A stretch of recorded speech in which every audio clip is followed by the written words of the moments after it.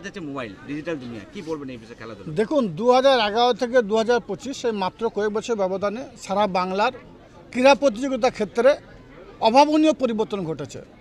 বিগত দিনে এই ধরনের খেলা আমরা অতটা দেখতে পেতাম না, অর্থাৎ খেলাধুলো হতো ঠিকই, কিন্তু এত জাঁকজমকপূর্ণ হতো না।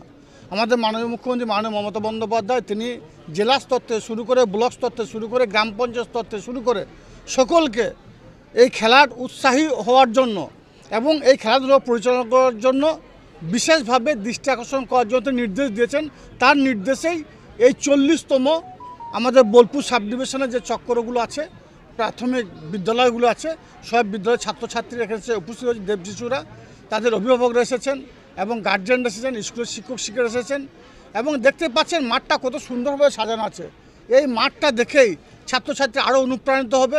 খেলাধুলার 1, 2, 3 যে কেউ অংশ হতে পারে, ফার্স্ট সেকেন্ড থার্ড, কিন্তু অংশগ্রহণ করাটাই বড় কথা এবং শরীরচর্চার মাধ্যমেই কর্মে মনোনিবেশ ঘটবে।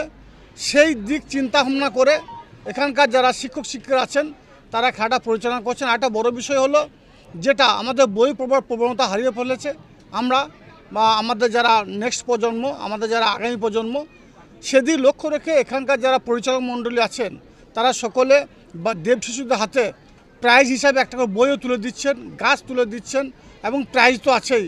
এটা সচরাচর দেখা যায় না।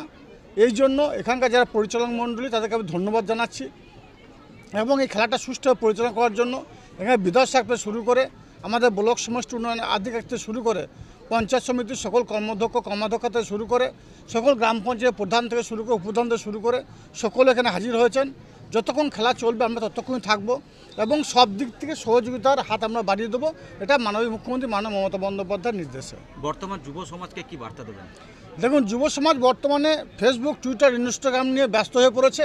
তাদের খেলা মাঠে দেখা যায় না, কিন্তু শরীরচর্চা না করলে, শারীরিক সক্ষমতা অধিকারী না হলে ব্লক, জেলা, রাজ্য, দেশ কখনো এগিয়ে যাবে না।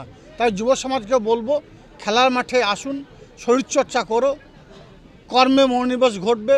শরীরচর্চা করলে শারীরিক সক্ষমতা অধিকারী হবে, আর শারীরিক সক্ষমতার অধিকারী হলে আমার জেলা, আমার দেশ, আমার রাজ্য এগিয়ে যাবে।